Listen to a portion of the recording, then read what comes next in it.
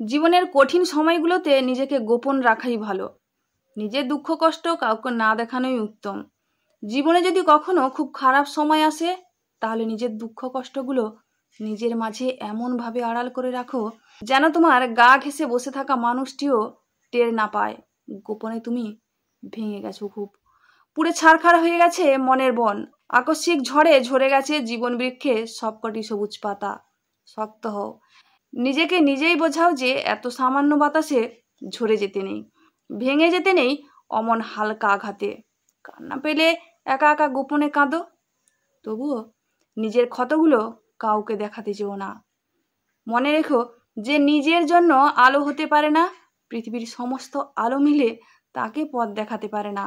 জানোই তো মানুষ বড় নির্দয়, ভেঙে যাওয়া মৌচাক দেখলে কটা ঢিল মেরে আরো বেশি ভেঙে দিয়ে পৈশাচিক আনন্দ পায়।